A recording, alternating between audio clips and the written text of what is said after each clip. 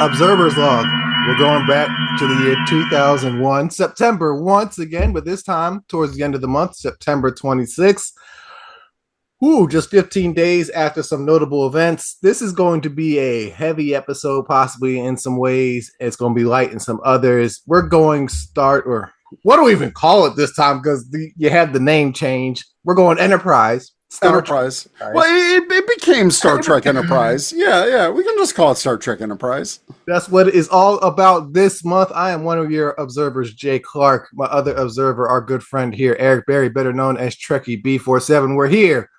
This month is once again as we are going through all the series and iterations of Star Trek on its road to 60 years of celebration. Looking forward to that. We're just over about a year and a half out now at this point. So hopefully those wheels are going. We'll see what happens. Keep abreast as we continue through this journey here. Like, share, subscribe. We're just two Trekkie lovers coming from different backgrounds and worlds. And we're here for one of Eric's favorites, today's Enterprise. One of my favorites. Absolutely. Star Trek Enterprise. We are going back to the year 2151. There was no Federation. This is Earth Starfleet. This is humanity not fully getting out into space, but we're taking the actual journey with the Warp 5 engine. Jonathan Archer in command of the NX-01 Enterprise. USS, that's right. NX, different. No NCC, nothing like that. This the NX-01 Enterprise with the Warp 5 engine. And man, this show, you're right. It was literally 15 days after September 11th. One of the most tragic terrorist attacks, or the most in the history of the United States and possibly the world. I mean, I knew where I was. I think everyone remembers where they were on that day. And I remember because, obviously Voyager ended earlier that year in May. Yep. And they did a teaser. They did a teaser trailer because I remember this. They did like a teaser for Star Trek Enterprise at the end of Voyager. And there was no footage. It was more like just a text treatment. I remember it was like before Spock, before Kirk, there was Enterprise. Came right after the finale. Yeah. Right after the finale. And I was so hyped for it. And I was in college at the time and, doing, advertising and design for my degree. And I remember during that summer, we started getting previews like in the magazines, like, Entertainment Weekly. And why is it muting me? That's weird. I can still hear you. You're still good. Okay, noise suppression is disabled. That was a weird setting. Anyways. No, I remember like during that summer, like it started ramping up the hype because it was coming out in the fall. Because cast was announced in May, right around Voyager going off. You have that no text treatment. Then like 2 weeks later, you get who the cast is, or of announced the who's who. And it's funny because I really remember this during my during one of my design classes. It was like a magazine design class or something, and one of the advertising design class. And one of the things we had to do was like lay out a magazine article that would be in a typical magazine. And I did it on Enterprise because that's when the first pictures were coming in of the NX-01, and the cast was announced, like you said. And me being, late 80s, 90s kid, I love Scott Bakula, and I knew him from Quantum Leap. I think everyone did. Yeah, major sci-fi transition there, yes. And to have him be announced as the first captain, and I've seen interviews with him, and he's said this multiple times, the only reason that he was on Star Trek is because if I'm going to be the captain, I want to be the first captain. Well, it also doesn't hurt one of his best friends is one of the founders of UPN. And that.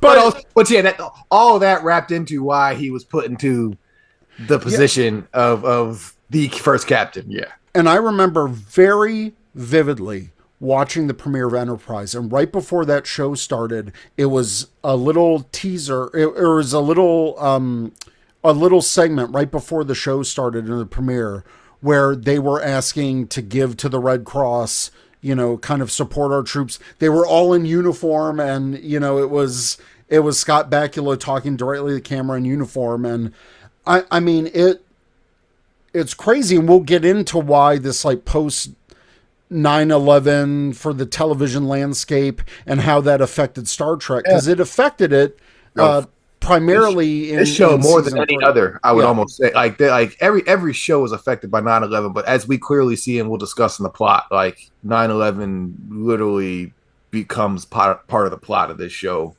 So yeah, this has a heavy tie into 9/11. Definitely agree with you there. yeah. So the reason why, and I'll let you speak. I don't just want to be. This is my Star Trek, but like I love Star Trek Enterprise, and this is when I was in college. By this time I was fully online. I was in all the Star Trek message boards, all that stuff, and my God, the hate this show got from like hardcore older Trekkies, and I'm like, I low key love this. Like this is great, Mm-hmm. and yeah, I was just I felt like when I was watching Enterprise, like I don't want to say ashamed, but it was like, am I not a good Trekkie because I don't like this show? Like the majority of people seem to not like it, and I think that was like a turning point in my fandom where I was like, I don't care. This is what I like. I love this show. And I had arguments with like friends who also watched it, and they're saying, "Oh, well, that's not really canon," and this and that and the other. And I'm like, "No, but they're like, we're specifically driving the canon, and like, even though there's things that they get around, like, you could find a way to explain it." And Yeah. I mean, that can be me just overly defending it, but I truly love Star Trek Enterprise, and I'll agree with the criticisms. It did take a couple seasons to find its footing, but there's still like banger episodes in every season of this show. Like, sure, in every Star Trek you get some stinkers here and there, but for the most part, I thought Enterprise was very enjoyable. Now, I'll shut up. What's your journey with Enterprise? My journey with Enterprise is much. I didn't watch Enterprise the first time it came out. I got That's bored. fair. I got bored with it, to be honest. But again, as with this time of life, because for me, this is freshman year of high school, so as Sure. things were always going on, sports, girls, activities, jobs, whatever. But for me, like say, when I think of this era of television watching, for me it's Smallville is my show. Oh Like yeah. what Star Trek was in the '90s became Smallville became for me and my dad specifically during this stretch. Like that for me, that's my freshman year. I'm in high school. Smallville's on, and literally, I know this ain't a Smallville podcast, but But Smallville, my but Superman, Clark yeah, Kent was a high school student. yeah, Like, like it represents my phase left. It's like Smallville, season one, freshman year of high school. Smallville's season 10 finale, the series finale, literally was the weekend of my college graduation. So like for me, that's the period that Smallville represents. Like I vividly remember watching the finale of Smallville before going out to party for graduation. Like I wasn't this. But anyways, Star Trek podcast is what we're here for. So like I said, I remember watching Broken Bow, the premiere. I remember watching me and my dad, watching episodes or what is technically 3, 4. By the time we got to 5, it was just it wasn't grabbing us. It wasn't sure. like I have to watch this. Enterprise to me is certainly in the franchise, the series that has probably had the most growth amongst the fandom. Because yes, the Right. hate it got at the time, and I've never hated Enterprise. It just was boring. It didn't grab me. But no, certainly it was not being showered upon at the time. And even though DS9 never got the love it gets now at the time. It wasn't hated necessarily. You know, people complain about it, but it was never in the same vein as Enterprise. Enterprise was very strongly not regarded as Trek, to the point as we joked about at the beginning. Yeah, the show was Enterprise for the first 2 seasons, and they made a fuss about throwing Star Trek on for season 3 because they're like, people don't even know like this is really Star Trek.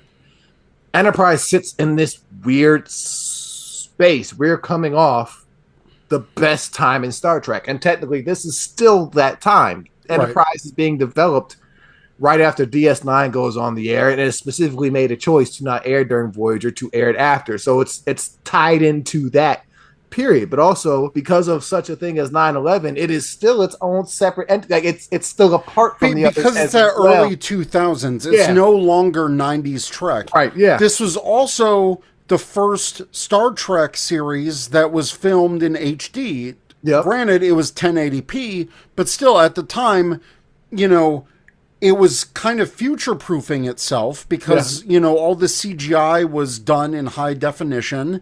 And, again, at the time, not a lot of people had high-def TVs back then, but they specifically filmed this show widescreen, you know, with HD to make it future-proof. And that was what was happening in those early 2000s. More and more shows started becoming HD, and as the broadcast changed, as technology changed, you can definitely see the visual change of stuff being made in that era.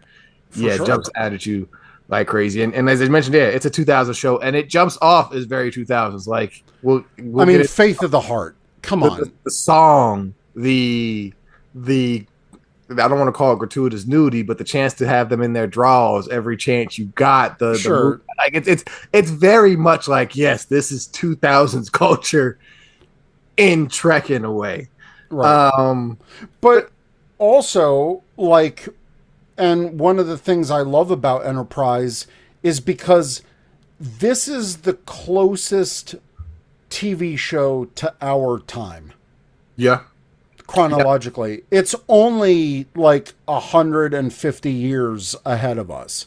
So, you know, that's why the ship is more militaristic. It feels like a submarine. Like they're wearing jumpsuits as uniforms. You know, I love all those choices. I love all those choices. Oh yeah, I love it too, and that's why I really love the approach that they took for this show, and especially coming after a movie like, you know, that was only at this point 7 years ago with First Contact. Like they were building on that First Contact, like, here's the steps to get to the Federation. Yeah. And as a hardcore Trekkie, when they announced the date, when they said it was 2151, I'm like, that's smart, because 10 years after is when the Federation is going to be 2161. That's when it's going to be. So I was all excited from the get-go, because I'm like, oh my God, are they going to do the Romulan War? Are they going to do this? Are they going to do that? And, you know, I think I set myself up for a little bit of disappointment, because the hardcore Trekkie side of me was like, where they think they could go. Where they could go and what it could be.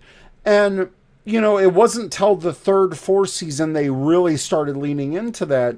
But again, like, I'm even looking at the episode list of season 1, and I'm like, a lot of these are real bangers. Like, I'm having a hard time, like, finding some stinkers. Well, I think that's why Enterprise, as I made the statement, Enterprise has the biggest kind of increase amongst the fandom, because I think when you get that chance, and we've had that chance to look back at it and truly take it for what it was, the criticisms don't go away.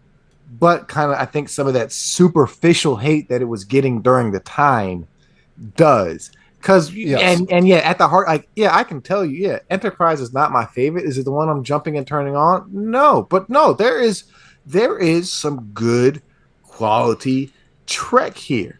Like, there are some good episodes. And there, you know, I think, unfortunately, that's one of the issues is it's an interesting choice to choose this time period. I think, because, like, once again, you're in this weird space. You got Brandon Braga and Rick Berman starting it off, and then kind of at the end, you get Manny Coto, who comes in and kind of I think gives it that focus that we enjoyed post, season 3 on. So Right. again, you're getting that weird transition of, okay, how do we move things forward? But yet we've also productionally taken a step back. Like, yeah, as we're speaking with Broken Bow, it doesn't start off with the jumping point of the previous show. You don't have Janeway or anything like that Right. jump out, but we do get that moment in First Contact start, and Zephyr Cochrane. So that's kind of how the torch is being passed from previous before.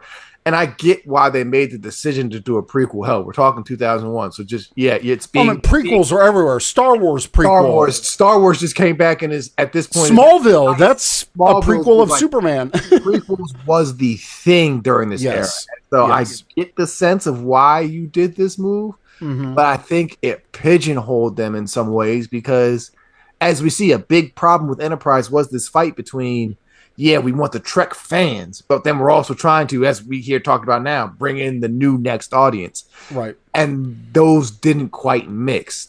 You have all these issues, and it's it doesn't push things forward. And then, of course, we'll get to the issues is the canon issues.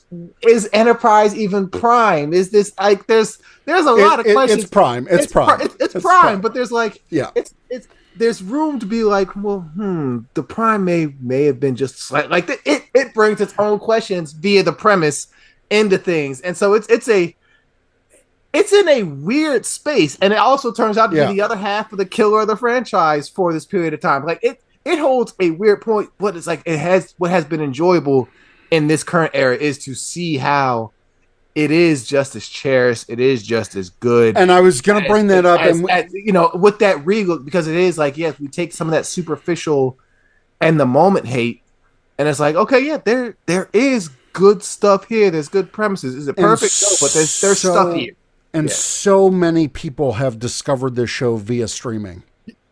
That's how I got my real full first watch of it. Was okay, cool. It's all here now. Let's go through. That's how I got my first full watch to Enterprise. And we'll talk about it towards the end of this episode. But one of the things I love so much as an Enterprise fan is how much love and references this show is getting in current Trek stories. I feel like Enterprise is getting its due finally. Again, it's amazing how the time away from it has made it look better. There's goods and bads to that, but yes, I want my Romulan War movie. The cast is at the right age. Let's just do it. Come on. I have feelings. Let's get into the first season. Okay, let's get into it. So Star Trek Enterprise, as we stated, debuts September 26, 2001 as Enterprise. So it is not Star Trek. It is the first series just simply known as Enterprise, because you wouldn't be offended by not knowing that it's Star Trek, but if you know the Enterprise, you know it's Star Trek, so they figured people would be able to put two and two together. And as we see, it didn't quite work. We have here the crew of the NX-01 Enterprise I just had in front of me. Bam, here we go. Cast and characters. Jonathan Archer, played by none other than Scott Bakula of Quantum Leap. Yes. We have here Jolene Blaylock playing T'Pol. Layers there. We have Connor Trenier playing Charles Trip Tucker III. We have Dominic Keating playing Malcolm Reed. Linda Park playing Hoshi Sato. Anthony Montgomery as Travis Mayweather. And John Billingsley as Dr. Phlox. Let's start here with the cast. How do you feel about the cast and crew of Enterprise? Obviously, I love Scott Bakula. Like I said, growing up, I watched Quantum Leap. I was familiar with Scott Bakula. When he was announced as Captain Jonathan Archer, I was like over the moon, because I'm like, oh my God, we've got such a big star as a captain. And his character is interesting because, he's got this certain naivete about him where it's like kind of happy-go-lucky, and it's like, we're out here to meet people and explore and, go out there. And you can see that definitely in the early seasons, but, as the show progresses and he becomes a more seasoned captain, And trust me, there are some cringe lines early on where it's like we almost need a directive that's prime, or we need a central directive. And trust me, there are those lines that make me cringe too. Straight up fan bait that's just like, my, oh, God. Yeah. Really? Really? Yeah, okay. Yeah. But he there's action to this captain role, because essentially he is the prototype for Kirk, and you have to think about it like, technically in the timeline, Kirk studied him in school, like, and if you want to believe, the Kelvin verse, Admiral Archer was still around, but. No, I think Jonathan Archer is a strong captain, especially towards the end, and I just wanted more of that. And especially with, how big he's gone lately because of NCIS New Orleans and, other projects that he's done. I would love to see him return in some capacity. I mean, we've got Paramount Plus. We've got so many people coming back for Starfleet Academy, like Robert Picardo, which I'm through the moon with. It's like, I just get Paramount Plus, just give me an Enterprise special. And I know that's a future episode, sir. It's a future episode. I know. It's a future episode. Jolene Blaylock as T'Pol.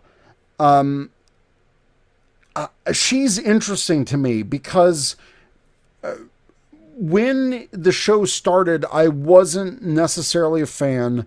Obviously, they were trying to replicate the TNA of 7 of 9. And took it to a whole nother level, almost. And a whole nother level, yeah. But I respect her as an actress because she's led a very private life, and T'Pol just became one of my favorite characters towards the end of the show. Like her and Trip, I love that story. And I love how those characters evolved. So T'Pol's interesting to me because we've had Vulcans in other shows, obviously, and we've had pure blood Vulcans like Tuvok and Voyager. But the way that Enterprise played the Vulcans was interesting because they were like grade A-holes to start. They made some choices for sure. For sure, but I can also see it because, obviously they were creating that history. And I watched a season 4 episode lately, and it was this great conversation between Ambassador Saval and Admiral Maxwell, where it was, he was saying, Saval was saying, you humans, like you're as stubborn as Andorians, you're argumentative as Tellarites, you're hot-headed as Klingons, but then sometimes you embrace logic like Vulcans. And he said to Admiral Forrest, I said Maxwell before, Admiral Forrest, and he told Admiral Forrest, it's like, Vulcans went through 1,500 years of war to build our civilization. And he's like, you guys were on the brink of destroying yourselves, and you turned it around in 100 years. And Admiral Forrest is like, wait, are Vulcans scared of humans? And it's like, it's because of that potential. And I've always loved that scene because it really solidified how the Vulcans even grew in this show. And it was a different take in the beginning because we weren't used to seeing Vulcans act this superior to the point of holding down like another race.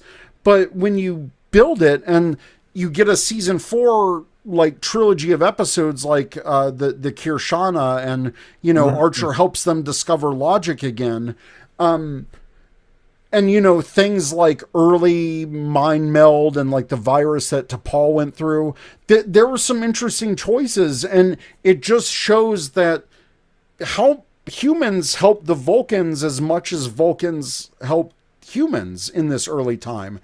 And I like that. And so if you look at it like we're doing from a 60,000 light year perspective, you see to Paul's journey reflect what her people are going through. And I like that towards the end, she was so involved in the crew and seeing them succeed and was fully a part of the crew. So to Paul is great. I like her. You definitely have a hierarchy with this cast and crew that's almost similar to the TOS. Well, that's what they wanted to replicate. Which is what they wanted to replicate. But you definitely have with this crew and cast is the Archer to Paul and Tucker show. Yeah. And then Reed is maybe just a tier below, and then and with Phlox to an extent, and then unfortunately for Soto and Mayweather it's two of the worst character treatments of a main crew almost up until we got to another show. But for at this time, probably two of the worst crew treatments in all of Star Trek. And I hate that because they had such interesting backstories for their crew. Like Mayweather his family was already out in space. Yeah, he out there doing like Enterprise's biggest problem was it had a decent setup. Yeah, it show's premise, which Enterprise shows as if you haven't got it by now, it's these early days of the Federation, NX-01 being launched out as we build to eventually what becomes the Federation. So the early days of Starfleet on its way to the Federation, but unfortunately that direction wasn't decided until later in the show. So you get like these weird things and phases of the show, which kind of doesn't all add up. But yeah, like the meat is there. Yeah. And they made some bad directions and choices that I think put them into some holes, which kind of was and I think primarily that was because of Berman and Braga's involvement, because it was still very much their show early on and their concepts. Unfortunately, because, they're trying to make these decisions for an entire franchise, and it's sad to me because I wish people like Manny Koto were involved more earlier, like to make these connections more natural. But yeah, I think Hoshi and Travis really got the short end of the stick, which is unfortunate because Hoshi has such a great potential. Like she's this, genius when it comes to languages and essentially invents the universal translator, and we still don't get a lot more about her other than she's not great at dealing with space, and I hated that played for TNA in some of the other episodes as well. Like it's it's like the premise of some of this stuff is I think unfortunately what makes Trek great is when you have a good other. In this case, some of the others are places and people we've already known and been before. Vulcans, Klingons. We've been in space. We know the Prime Directive. We know phasers. We know starships. So you're taking a step back to days we haven't seen before, but yet it's stuff we've technically kind of in a way seen before. So you have to make it interesting on how these things developed. And in the way that I wish Voyager could get a redo so we could see how dark and fucked up it really would be, which I think would lead to some great storytelling. Right. I wish we could get a slight redo of Enterprise because I think you could get a better story told. Like the production is great. I love the way the ship looks. I love the way it looks and all that is beautiful. Yeah. It's literally like we'll have some ship talk because I need to talk about the NX-01. Let's just we'll continue. Yeah, we'll get there. Things Broken Bow, the season 1 premiere episode of Enterprise. I did watch this one in real time because yes, it was the big deal. The next new Star Trek show premiering Wednesday night on UPN. Which Bakula was not a huge fan of being tied to UPN in the way that Voyager was. He wanted to be more syndication, but whatever. That's beyond my purview. So Broken Bow, we get the premiere of Enterprise, which starts off with a rogue Klingon on the Earth, which was a random choice to start the show. Like it was like absolutely, yeah. I remember wait, huh? Going into knowing what the show is supposed to be, the prelude to days of we know we're essentially seeing the first contact with Klingons. It was like, wait, what? This is where you chose to start, and that as a premiere episode. it's a weird start to start there as the reason for Enterprise leading the launch, and essentially humans' first space mission is really a trip to the Klingon homeworld to It's deliver. crazy. Yeah. And no, it's definitely a bold choice, and um, yeah, like and I think that surprised a lot of people because it surprised me too when I first saw it. I'm like, wait, is this first contact with the Klingons? And essentially, it was, and um, there's a lot of great moments in this premiere, but I think it's a strong premiere. It's not the strongest, but I think it set the premise up well. And plus, what I like about Enterprise is that it learned from Deep Space Nine and Voyager because there are a lot of story threads and consequences that weave through the seasons. Benefits from being able to be aired in the 2000s. Clearly Right. doesn't execute as well as a Deep Space Nine. Let me just No, it doesn't. thinking up for Deep Space Nine, but no, but yeah, it because But things it gets like that chance to, yeah. them leaving when they're not fully ready comes back to bite them in the ass mid-season with Silent Enemy, which is by far one of my favorite Enterprise episodes, hands down. That's like top 5 episode. I mean, watching as dry as this first part of season one is, it's dry. But even in that dryness, as a Trekkie fan, Sure. it's so good. Like it's like to see the development of phasers, Oh my God, yeah. see them in some of these first initial situations where they are becoming acquainted with stuff that we already knew. It's like, okay, yeah, that's a cool take because it's like, okay, cool. How did we get here? Or this is some of the first indoctrination of some of this stuff. So as dry as some of this stuff was, it is some great storytelling. Like the premises of these episodes, like yeah, you got fight or flight, you got strange new world, hell, even unexpected, crazy, wild. You pregnant on the first holiday, but yeah, it works, and it is some of this bumbling. You get some of that bumbling. Yeah, this is our first time really out here. We're bumbling around a little bit. I mean, don't quite know what we got. Like and I think Archer says it directly at some point during the season. I think at the end of this episode, he's like, "We're gonna make mistakes. We're gonna stumble. We're gonna find our way," and that's what I liked about it. And one of the things I liked is there were no star dates. They were like, whenever Captain Archer did a log and it's like April 16th, 2051, and you're like, oh shit. So you can chronologically, lay out these seasons, and that I love stuff like that. We didn't have star dates. It's just dates. And that was really cool. But no, I'll give you a little background because one of my favorites in this first season was the Andorian incident. And okay, so yeah, I knew it because I know you love the Andorians. I love the Andorians.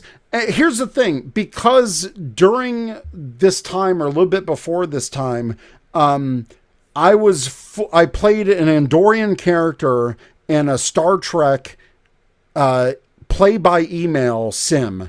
Like I was in a role playing email sim where I wrote, my stories, and my character was Andorian, and I had so little to go on. I had basically an unofficial like Andorian source book from like one of the early RPGs or whatever, which I'm so glad that they took things from, like the Ushan tour. You see some of this other external and stuff. I was like, oh my God. Yeah. But I'm like, they're making all these things canon for Andorians.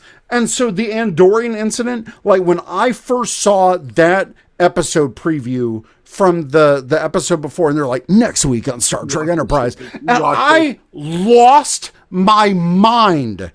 And because this was still the time I was still involved in like those Star Trek play by email sims. Shout out to Starbase 54. I think they're gone now.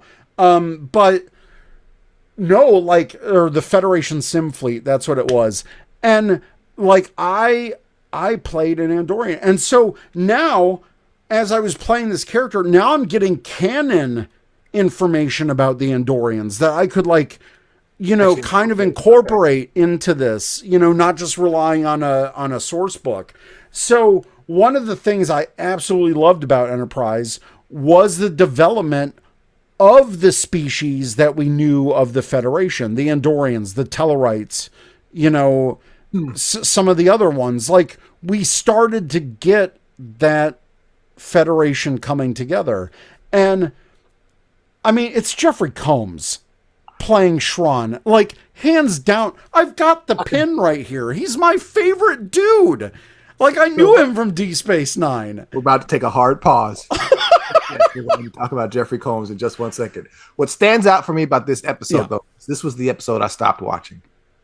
What? Oh no! And it's not in a bad. It's not. No. I know. Not in a bad way. It is. Again, this is 2001. I'm a freshman in high school. As we've talked about in other episodes, Star Trek was not cool. It's true. So yes, I am a black urban youth. I get it. Star Trek was furthest from some of my objectives. Like, Star Trek was not going to help me get the honeys. Like, exactly. So it was like I still played some of the games. I still, was catching reruns and still enjoying weekends. Right. They would come on like BBC America and stuff, but very, very undercover. Very, it wasn't. It wasn't that, that those lifestyles weren't matching up. But anyways, let's take a hard pause on Jeffrey Combs, because we specifically specifically did not talk about this man during our 3-hour plus Deep Space Nine episode. I don't know why, because he was going to come up again. Yes, in Enterprise. Like, once I realized, I was like, I don't feel bad because we get the other chance to. But absolutely, all due respect, Jeffrey Combs just might be one of the people you could give the title Mr. Star Trek to, because between Weyoun in Deep Space Nine and Shran in Star Trek, like, you're talking two top tier performances by. You're not a series regular; you're a guest star. You're like the best damn guest star, and that's what pissed me off about the potential season 5, which we will also had him about. On the bridge. Yeah. Don't get me started. Yeah.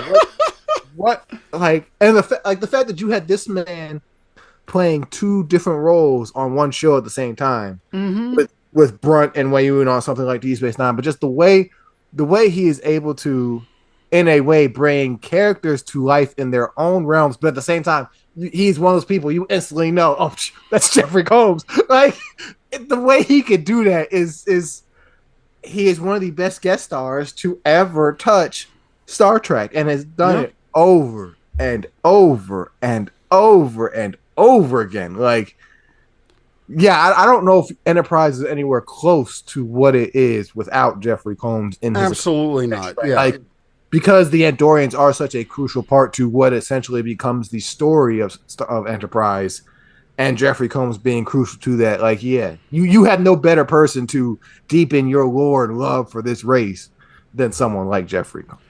Yeah, he was absolutely amazing. And even Susie Plaxton, who played K'Ehleyr in TNG, she played an Andorian in one of these episodes. And characters like Talos, the other female Andorian that we got focus on, like, just great, like, development of a species, which we barely knew anything about.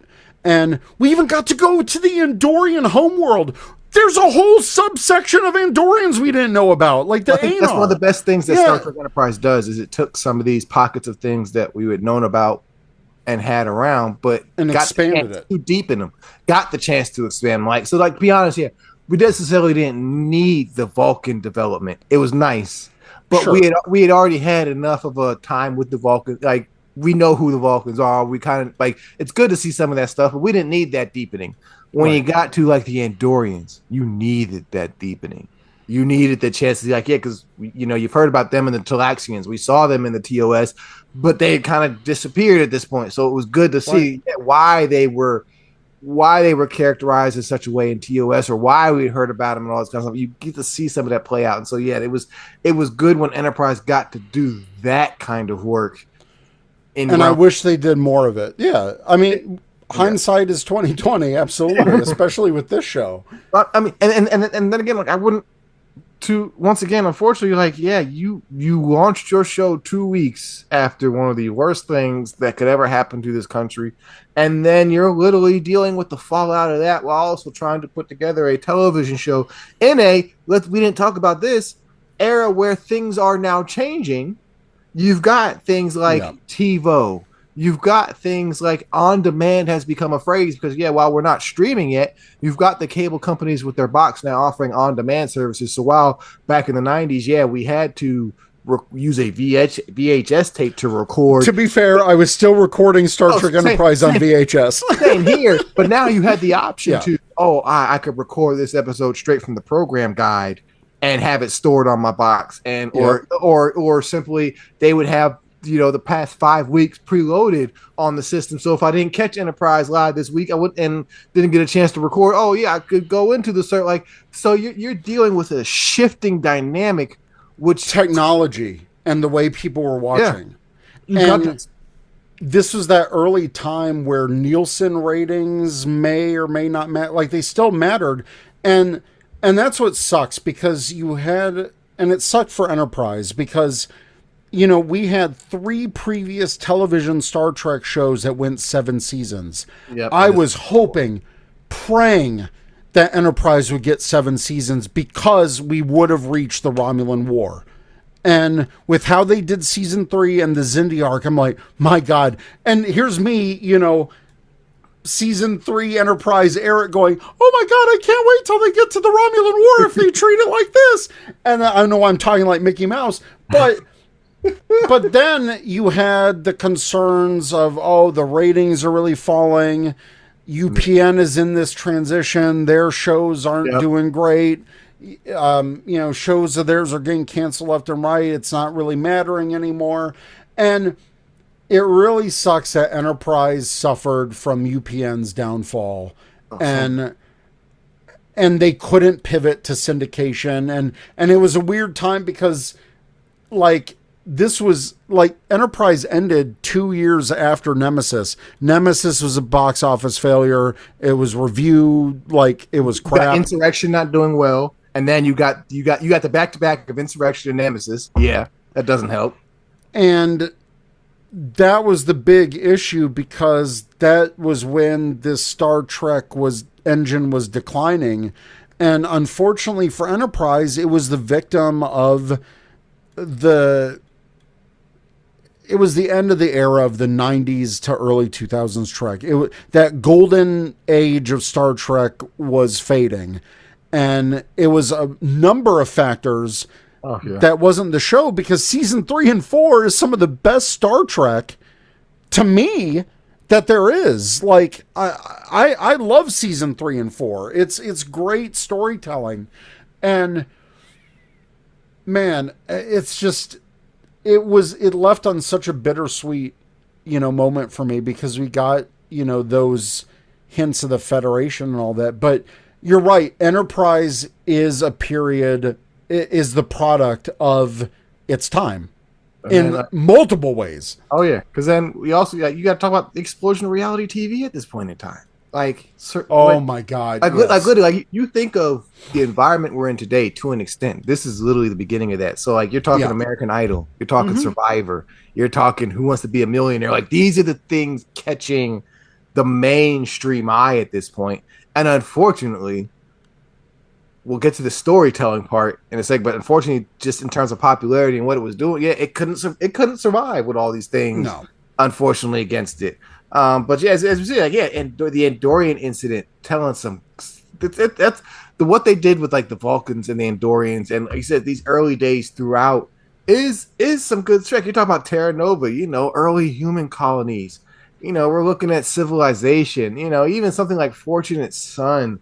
It's like Dear Doctor, Silent Enemy. This, oh my God, that's such a creepy episode, and their whole basis for that episode, even though they're 5 months chronologically out of space dock, them not having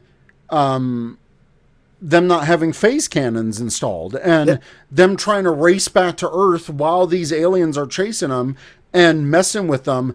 That was a charged episode. I love that episode, and I love it because it's the cool prop with the armory room is so cool. yeah, yeah, This yeah. whole show, the sets on this show were phenomenal. Somehow they were able to do a pre-show to TOS with 40 plus years on, or just about 40 years, 35 at this point, Right. of better technology and stuff, but did it in a way to where TOS didn't look like super out of place. Like there's elements of TOS that just like, yeah, but you chalked it up to the 60s. But I love the design element of this to where, yes, Enterprise feels like a submarine. It's small, it's tiny. The controls are It's only more 5 tangible. decks.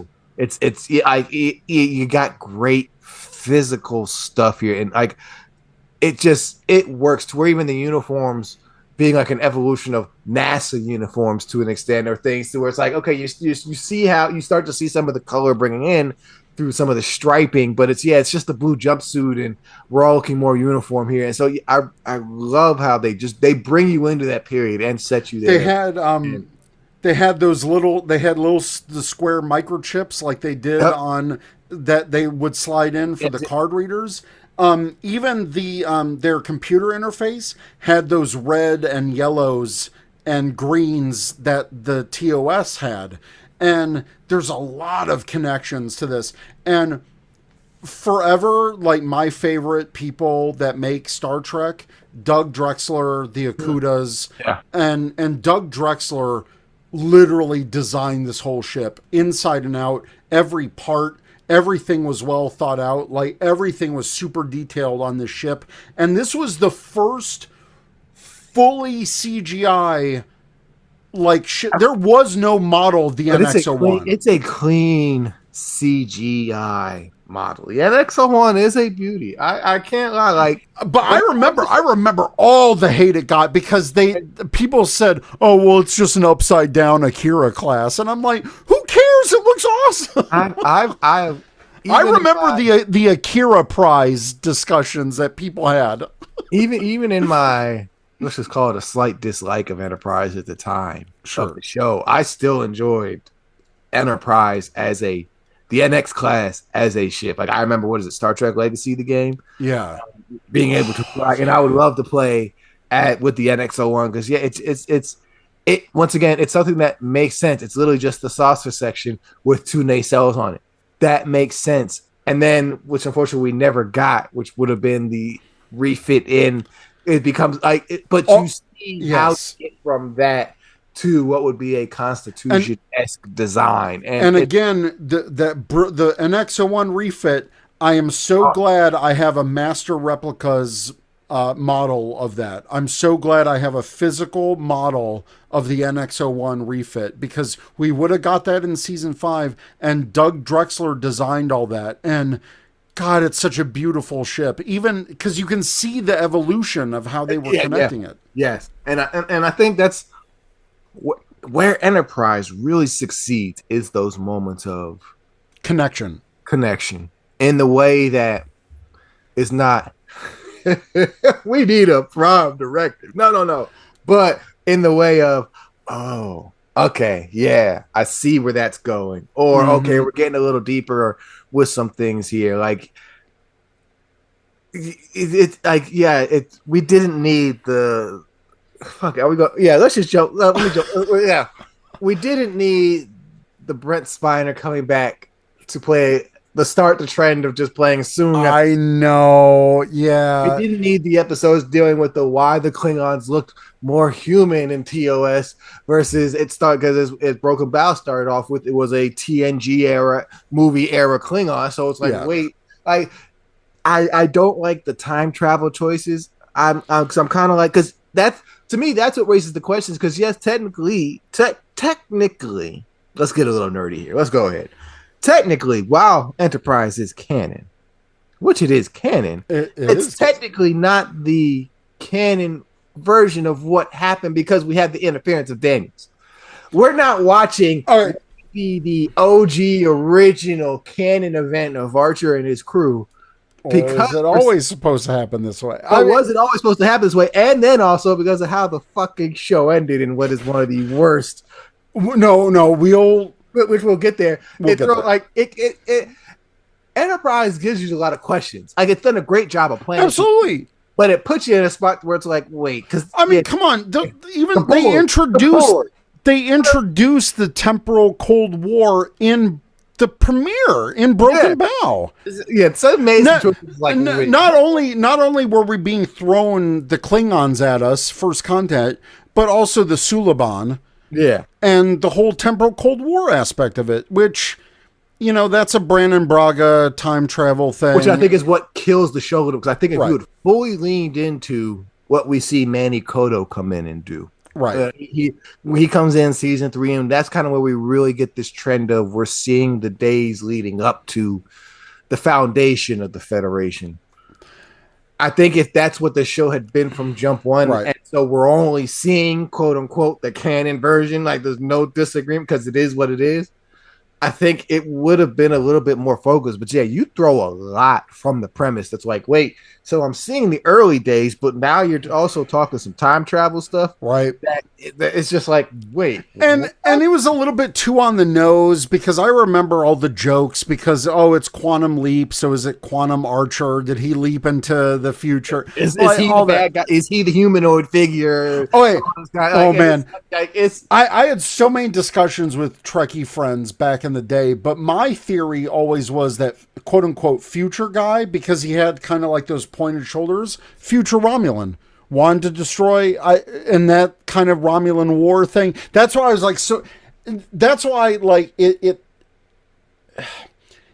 sucks because we didn't get like a full technically Trek show. I mean, it is a full show. It is. But Enterprise deserves 7 seasons just like all the rest of them.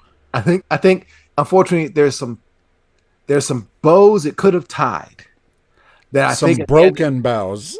Some broken bows. That I think at the end of the day, again, if Koto's in sooner or just has more of a chance to kind of change things on the back half a little bit to where, it gets to the point where kind of like we do with TNG, with even Deep Space Nine, where you're kind of like, the first 2 seasons, it takes whatever, but that's one of the trends we talk about. These shows take a second to find their footing, and that's just not Star Trek. That's shows in general. You can always tell when a sitcom really finds its footing because you're like, okay, bam, like this, it happens. When the writers are done finding, you get the flow of what the characters are, where we're going, the voices, and so it part of the production that takes a minute to find that flow, and unfortunately, with Enterprise, I think we see when they found that flow, but then it gets killed too early because it's kind of like, oh damn, they was in the pocket. I mean, still, there's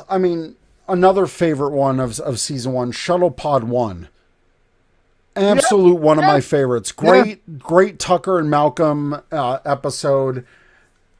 Did I need the Ferengian acquisition? Not really. But we get to see, aka Neelix. We do. We get to see Ethan Phillips come back, which I appreciated. Which I remember one thing throughout Enterprise's run, I remember is they got away from some of the promo-esque stars that we saw happen with Voyager. But it was still being done on a slightly different level. Because like I remember James Avery in season 4, rest in peace, comes to play Klingon. Like he plays, and they even brought, Martok. And Renee Auberjois came back for an episode. Yeah, they keep up the appearances, which I think was some of the production of, okay, we got to get some of these previous Trekkies to like this show. Let's bring back some of the faces they love and stick them in. But it's a thing Trek has done throughout the past, always. It continues to do so. It was nice to see Enterprise kind of continue that and get away from some of the Rock comes to Star Trek. My God, Voyager did. They did do that. They did do that with Dean Stockwell coming back. It was like, oh, Dean Stockwell and Scott Bakula are reunited. You have some moments where they hint at. For the most part, it doesn't go as deep as Voyager, but still there's plenty of moments where it's like, oh okay, yeah. And at this point, because we're on the fifth season, you start to see those familiar faces. Like, oh, this person does this regularly. Mm-hmm. They're just part of the Star Trek family, and you see them here a lot. So yeah, continuing through season one. Yeah, season one is kind of it's there, especially in the realm of Enterprise. It's just there because I think the true story of Enterprise, unfortunately, doesn't really start until season two, even then with that. But like I said, you kind of get lost in this temporal war. Daniels Right. even only makes an appearance like twice throughout the season, so it's kind of hinted at. But I think the Yeah. strength of Deep Space Nine was, yeah, it would drop these things and pick them up and got time to do so. Enterprise, I think, didn't quite hit the frequency with some of these to keep you understand the story was still in continued and go through or how these waves impacted. It's a little disjointed, so you're kind of like, oh, now I see how it all starts to come together. But you kind of have to take that step back, Absolutely. about what is going on throughout. Whew. Okay, so season one. Anything else that kind of stands out to you? I mean, you get Shockwave. That's your standard two part to end the Right. season. Right. I liked Voxola, which is a nice weird alien that we don't understand, and that was a good moment for Hoshi, because that's when the universal translator really comes into play and her trying to build that. Really like that one. There's a lot of fun ones this season. I think Enterprise really hits its stride in season two. And there's a lot of great season two episodes. Obviously the Shockwave two-parter was big Star Trek season finale series premiere. It's how things go. And at this point, Yeah. it had gone beyond even Star Trek. Because again, just bring up Smallville. One of the biggest things I remember about Smallville was the whole, oh yes, or it just shows in general at this time. Yeah, the season finale was and sweeps. Sweeps was always a big thing. The May sweeps.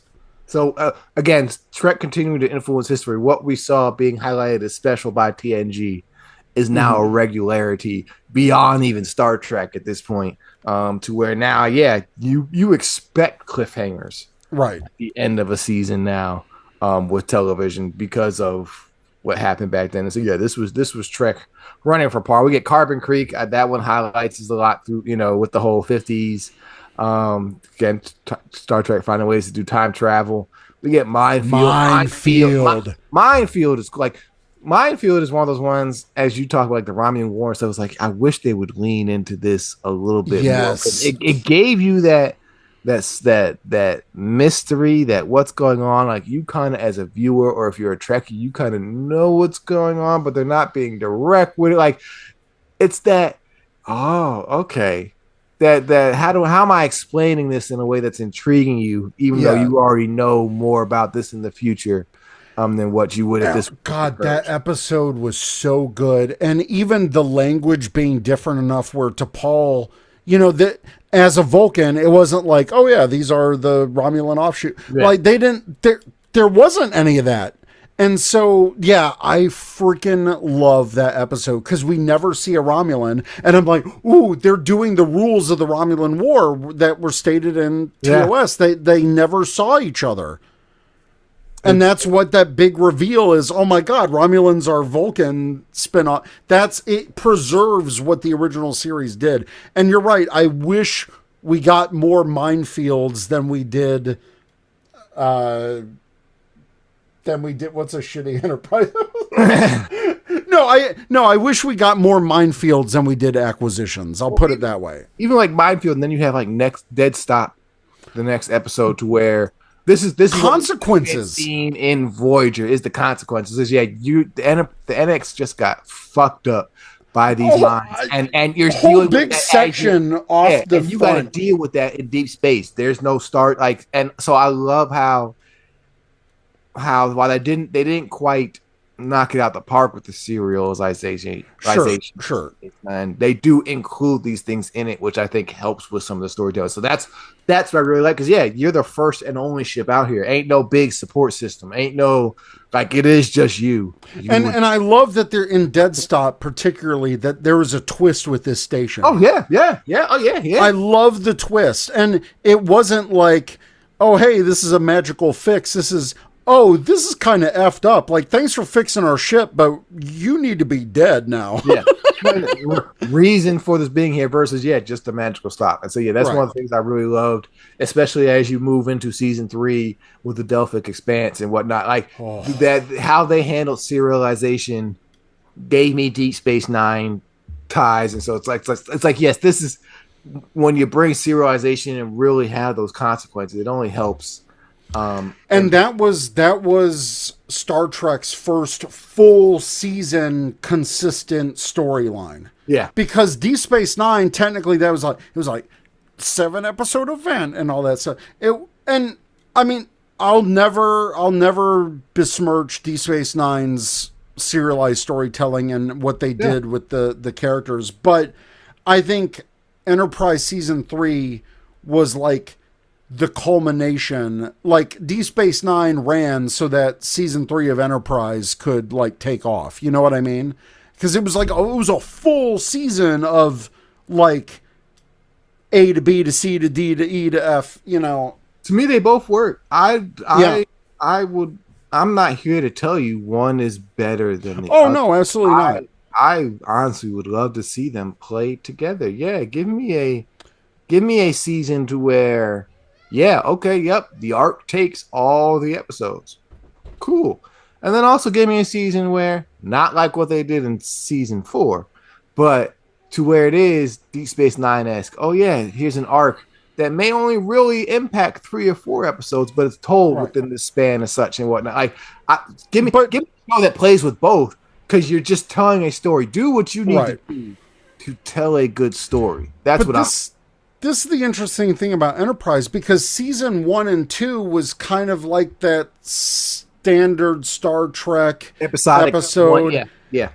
Then season 3 was like full on one story with some side stories here and there. And then season 4 was like all these like arcs. Which weren't connected to an extent. I think that's what I think hurts season 4, is that they didn't. Yes. It'd be like arc, okay, and then brand new arc, okay, and then brand new arc, okay. It needed the how we keep these things moving. So it's just interesting that in one series of Star Trek you get 3 different storytelling methods, and again, product of the early 2000s. Like, TV shows were still trying to find, they couldn't do episodic all the time. People craved longer form stories. People were getting used to that. And so, unfortunately, Enterprise had the mix of all 3, is because they were still trying to find what worked with the audience in a declining television market. And Enterprise was clearly, oh crap, pull that lever. Okay, that didn't work. Right. Pull the next one. Oh crap, pull the next. Enterprise is constantly throwing something at the wall and seeing what sticks. And so it's very much a roller coaster, because when it's hitting, it's hitting. It hits good. It's kind of like okay, but at the end of the day, as we've already hit on, it's some good damn enjoyable Trek. Let's see here. What else we got here? I love the catwalk. That was a great episode. Okay, on the warp. I remember that one. Hiding within the warp nacelles. Yeah. Which again, it's familiar issues. It's a nebula. It's a wave, area of space, whatever. Oh, they definitely did this in Voyager for sure. But again, it's familiar tropes of Star Trek, and how do we make it different? And so I think for Enterprise, it's a basic solution. We all are safe in this one area of the ship, and that being the nacelles. Because it would be this is again that newness, that these are some more rudimentary solutions. They aren't the nice polished things that we're used to doing. These are our first encounters. What leads to that nice polished rundown that we have in the future? And so the catwalk is nice. You get, I'm sure you enjoy Ceasefire because we get your beloved Andorians coming back, and I love Ceasefire. One of the definite stinkers this season was Dawn. That was such a ripoff of Enemy Mine, which is a great sci-fi movie that people need to see with Dennis Quaid and Lou Gossett Jr. I think. Yep. Great movie. Dawn is such a blatant ripoff of Enemy Mine. I hate it. I hate that episode because it's literally like they took the script of Enemy Mine and we're just like, how do we change this to like an hour long thing? And TNG did that with Geordi and the Romulans. So we've already had this story. You see once again the familiar tropes, and sometimes it's literally, oh, we're telling the exact same thing again. Yeah. Like kind of like Judgment. We get Archer in a Klingon tribunal that looks very and Rura Penthe and Star Trek 6 and Rura Penthe. Like Enterprise is sometimes constantly like, love me. I'm here. I want to feel love too. We're Star Trek. We do shit. We do things. See, yeah, we're here. But on the flip side, I do like that Archer has a bounty on his head, and that leads into bounty. Like there are consequences, even though whatever. Yeah. Okay. At the end of the day, it works, but it's sometimes it's kind of like I know where that production came through. Yeah, I know where that idea came from. Let's talk about regeneration. I knew it. This is one of those ones that throws some problems into the franchise because regeneration is, we'll see how Eric defends this. Regeneration is the one where we get some Borg who are beginning to tear through some early ships in Sector 001 because they were left behind from the events of Star Trek First Contact. Which means technically, if we're watching the original, they weren't there in the first place. So regeneration is 100% a causality loop. 100%. No, I'm serious. It is because by the end of that episode, the Borg had sent a signal that would take 200 years, and that's 2351, and then that feeds back to TNG. No, that's like 10 years before Next Generation. Okay. So then that leaves a little wiggle room for the Hansons to know who the Borg are for Voyager, and it connects. It all connects, dude. And it's like I'm telling you. Okay. So here we go. All right. So, no. So first contact. First contact. They blow up the Borg. We see them blow up the Borg sphere back in time. Those pieces fall out of orbit, land in Antarctica. I get that. Yeah, that makes sense. I get that. I get why they're there if we're following the First Contact. It makes me question. So was Q's purpose in flinging the Enterprise to the Delta Quadrant, whatever, was his purpose in doing that in his own way to let them see the threat that he already knew was coming because of the events of regeneration? Sure. Anyway, or how it originally ended, we're led to believe, we're getting nerdy as fuck here. We're originally led to believe that it is Q's flinging which brings the Borg to Earth in the first place. No, I think it can be both, because I think that Q is omnipotent. Right, yeah. He knows all the timelines. T'Pol in the episode says, it'll roughly take 200 years. They're in 2151, so that's 2350 something. That's before TNG. So you have a little wriggle room where the Hansons might know about these rumors of the Borg. Mm-hmm. And then, they start their journey and then fall into the Delta Quadrant, all that. So you get a little bit of that. So Starfleet kind of knew about the Borg. So I think what Q was doing was like antagonizing the Borg, because remember,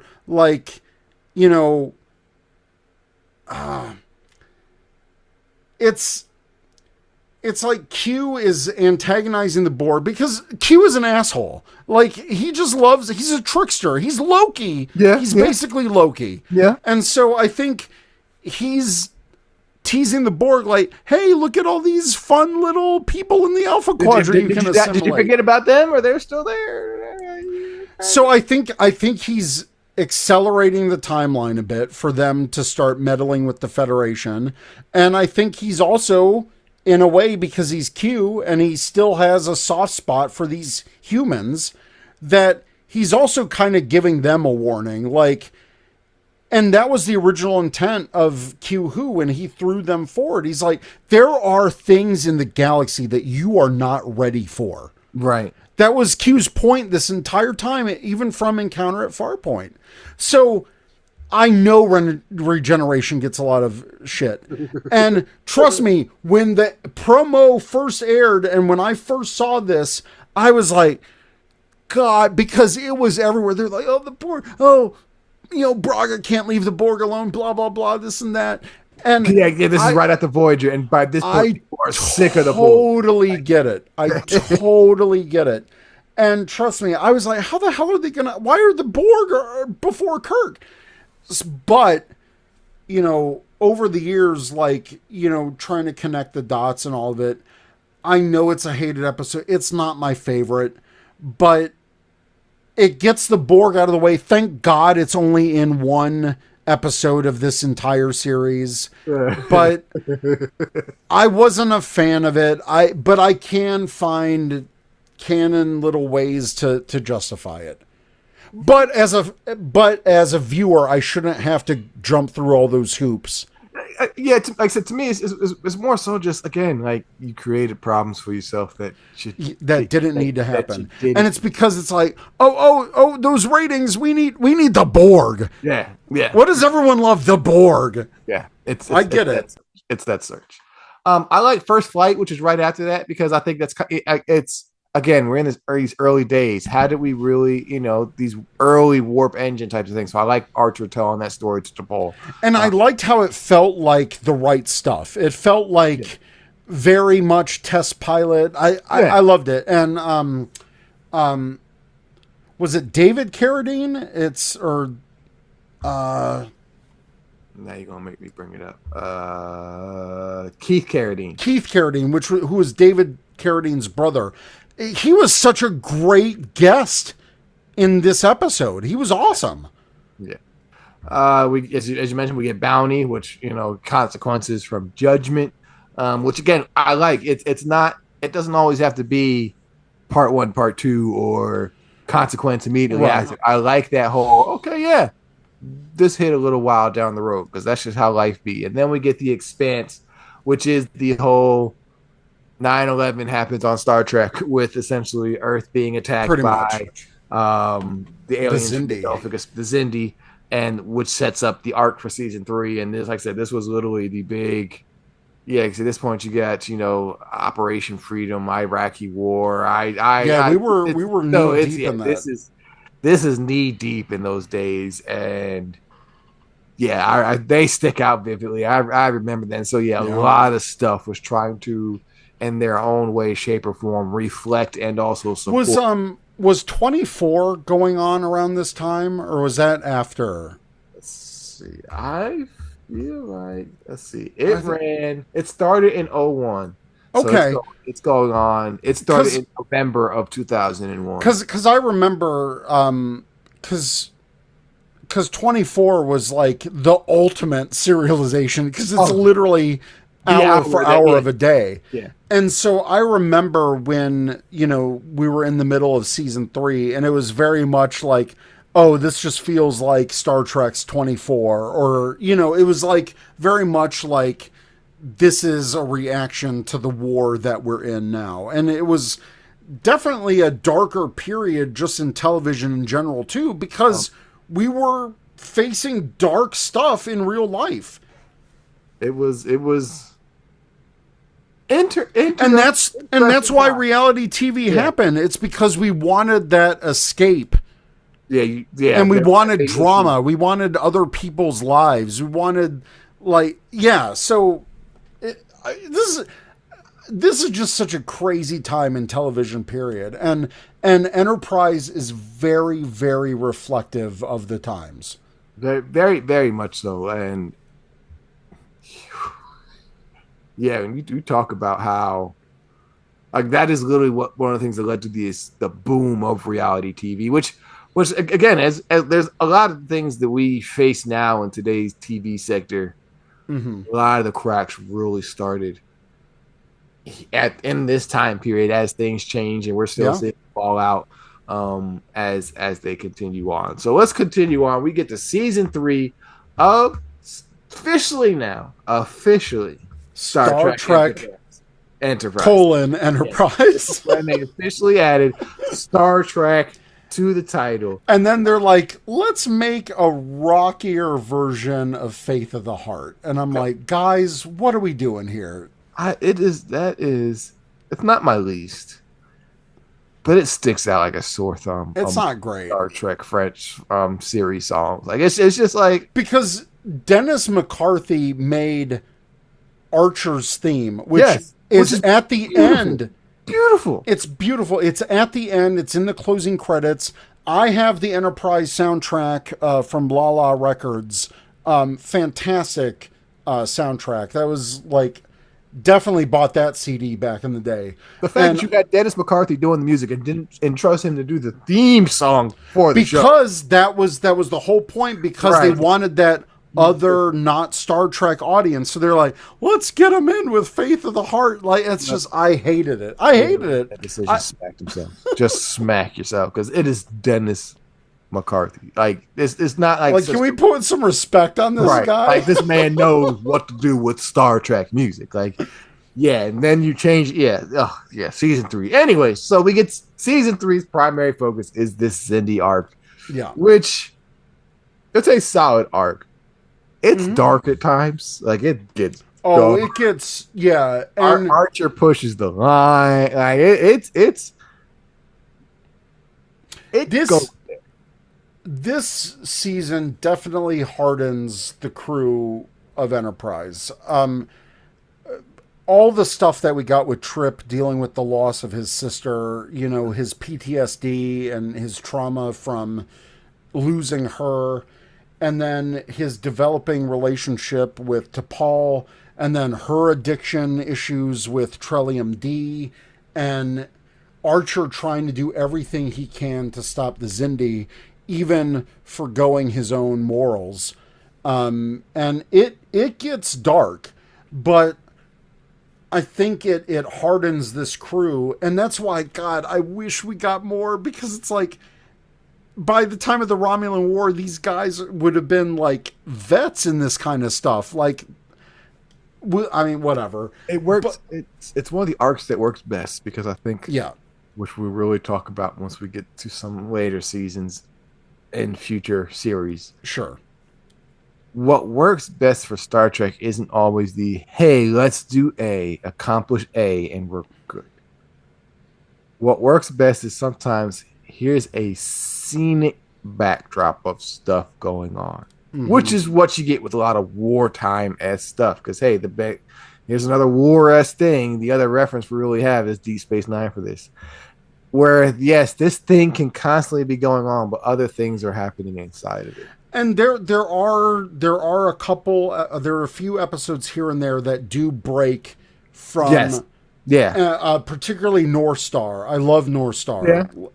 And that's a classic TOS, like, cowboy planet. Like, let's go. Yeah. They Enterprise plays with some of them TOS things, because you get those wonky, weird types of, we're just here and it's random, and we're playing dress up for no other reason than to play dress up. But that's why I like the Xindi arc, is because you get to see Archer lose his innocence as an explorer. Archer's journey is, I don't know if they fucked him up enough. Oh, okay. He gets fucked up, but I think part of the problem is again, a choice Enterprise makes is you paint because of the time travel stuff, you paint a picture of who Archer is supposed to be before we ever really spend time with him. Yeah. Like, we know Archer is somebody important from day one almost. And it's almost kind of like what we're watching play out with Pike a little bit. We know where he's supposed to end up.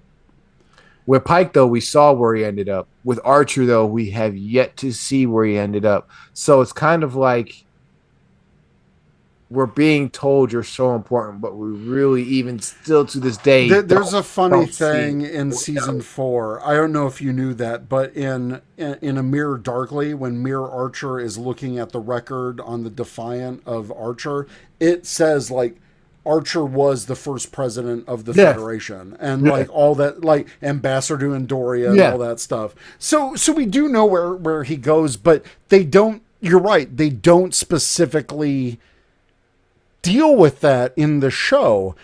And we'll get to that in season 4 because that was a shit finale. That is, I don't even consider that. We'll get there, but no. Overall, season 3, it was so strong, and I loved how great a concept the Xindi were. An alien race made up of 5 distinct species, and they all had their visual cues that they, all evolved on the same planet. And, Yeah. and it was almost like they had a mini federation themselves, but like turned to a dark purpose. And I love that it wasn't black and white. Like, you make it seem like they're these huge, like, man, Well, 'cause these guys are real were grade really- A assholes. They were just getting played with. Yeah. Essentially, they were pushed to this. So at the end of the day, they weren't really the bad guy. Yeah. They were pushed to this. Because we find out, when Daniels takes Archer to the Enterprise J, that Ship. what? That's an ugly ass ship. It sucked. They no, they have made that, like the CGI wasn't great on that, but and they didn't fully represent the scale of that ship, because there have been renders in ships of the lines and like the models. Yeah. That was literally supposed to be a city floating in space. It was. There was like mountains, and, like mountain ranges, and like full what's parks it called and in Power cities. Rangers? Terra Avenger. It was literally supposed to be. It was literally Star Trek supposed to version be. of Terra Yeah, Avenger. yeah. So they did not do the Enterprise J justice, but we get that last bit of Daniels where we find out that the Xindi are supposed to be members of the Federation in the future. Xindi crew and And to me, that is classic Star Trek, where someone that's an enemy can become your friend. And we've seen it countless times. Klingons and humans, and how they came together in not just in Next Generation, but specifically in Deep Space Nine. Romulans too in Deep Space Nine. Romulans too. And then in future series, as we we learn. get to, But to me, that speaks to the heart of Star Trek. And even though this is a dark season, I'm glad that it didn't lose what makes Star Trek Star Trek. Because in the season, we still get a time travel episode in Carpenter Street. We get weird duplicate ship episode in E2, which was a fantastic episode. That's a good one. Yeah, the whole generational. And so you get these Star Trek tropes at this point, but in a different way with season 3. Again, like I said, season 3 is a great playing ground, because even like with the generational Enterprise, like that's an episode about what they're trying to do, but it's not like we're marching towards a specific objective here. Actually, in fact, it's a time travel story almost to an extent, where they're trying to change the timeline, because it is just like it. There are some great things happening with the season 3 setup and the Xindi arc. Like it's a solid season. I love some of the stories and the way they play it. And to me, it is the season that truly puts Enterprise, I think, on the pedestal that some people have it on. And the proof is in the pudding. Like I said, I'm not here to be like, oh no, this is terrible. It's like, no. Enterprise has put out some very high quality things, and season 3, I think it is. just one after another, and yeah, it's some great Trek. It's and dark, it's even gritty, it makes you question, it makes you yeah, like there are times where you're just like, yo, Archer, like Ar- calm down, yeah, dude. chill out, bro.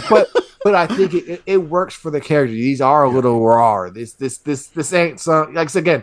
We don't have the book to go by. Like we're really figuring the book out, and so yeah, it's all about the premise for me. And yeah, season 3, I give credit where it's due. Knocks it out. I know you You do. know, yeah. And then season 4, we have, executive producer Manny Koto taking over as showrunner Yep. for this season. Unfortunately, this is the finale of Star Trek at that time. It ended May 13th, 2005. And for a while we did not have Star Trek. It wasn't until 4 years later that we got the Kelvinverse movie, but it wasn't until 12 years that we got a show back. We'll get to that. Let's deal with Yeah. the good stuff. Season But 4 as a whole. Yeah, like I said, season 4 is tells some good stories. They're just to me almost. I feel like season 4 should just be a bunch of vignettes. That's because that's literally all right. it is.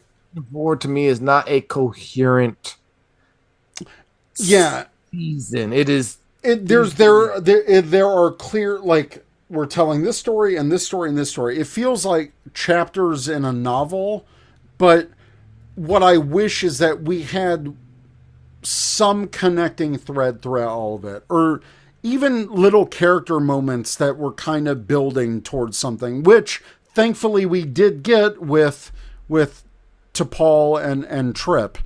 Yeah. And we got some of that, but yeah, this is strictly like 2 and 3 episode arcs. This one literally almost feels like they are begging. They are trying to find any way to keep this show on the air. Because like I said, yeah, you get Stormfront parts 1 and 2 to start off the season. End of the temporal Cold the end War. of the end of essentially what happened in season 3 and the end of this temporal Cold War arc. So essentially, what the premise of Enterprise was essentially concluded here at the beginning of the 4th season, Right. which is kind of wild. Then you get home, which they're coming home after. I do like the stuff how you see the development of like the Columbia and things of that nature. Oh my God. I loved the NX-02. I loved the whole storyline where Trip is their chief engineer. Yeah. That one episode where they have to share the work. Yeah. Dude, that was some good stuff. But I liked Home because it gave me a very Picard comes back home, like family. Like right after Best of Both Worlds, it was kind of like, hey, we're back on Earth. Like, let's see what things are. It had a very much feeling like that, which I need that with this period of time. Like Earth should still be important, and again, you don't get a lot of Earth stuff, so yeah, that's important. I enjoy it. You get Borderland, which is essentially the start of the Soong arc, which to me, just you could throw that away. Throw that away. Like I don't. It comes out of nowhere, and it's just does. Okay, why? Yeah. Well, you wanted Brent Spiner because he played Data, and people love Data, so you're struggling, and Khan, yes. How can we do Khan? And it's what is it? 3-4 episodes? Yeah, so just send them to a dark place. I don't. No. Yeah, it wasn't it definitely wasn't the best. I mean, that was definitely 3 episodes that could have been something else for sure.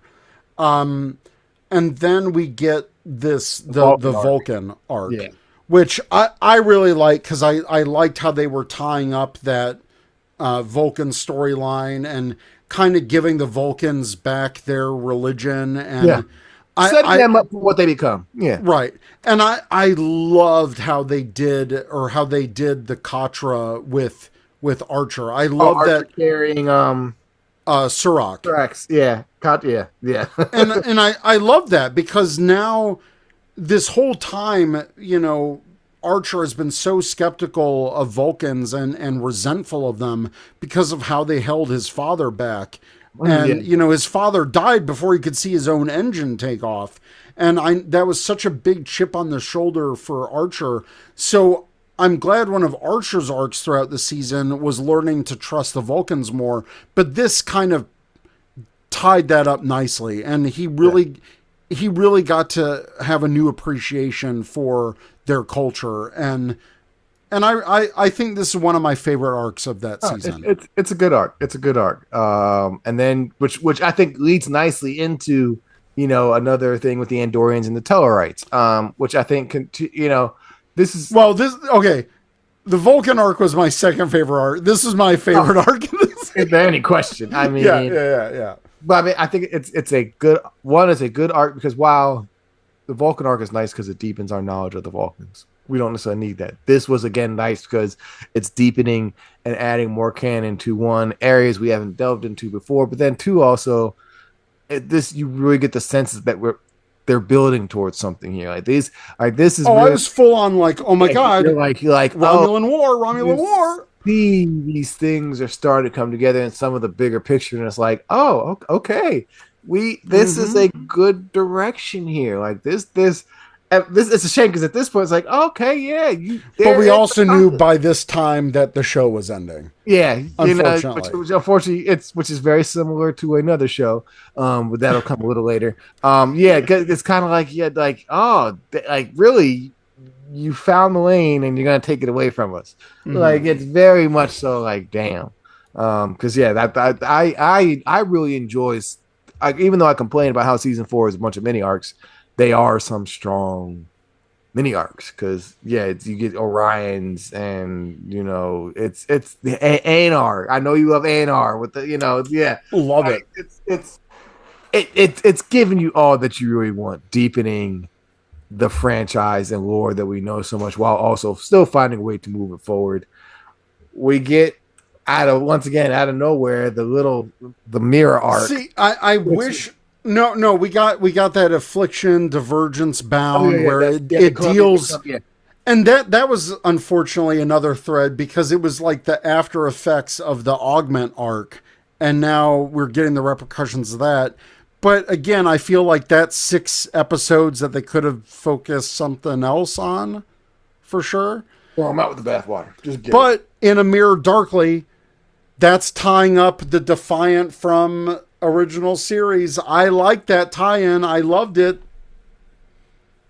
I loved In A Mirror Darkly. Do you not? No, I enjoy it. In A Mirror Darkly. 2-part there is nothing more than fan service. Like that is just that is just great fan service. But that's the candy that's the Star Trek candy I like to eat. During my buffet of Star Trek. In A Mirror Darkly low-key should be a movie. Like that's feature film type stuff. Like to be honest, that's the type of stuff you do in a feature film. The little hey Section 31 people.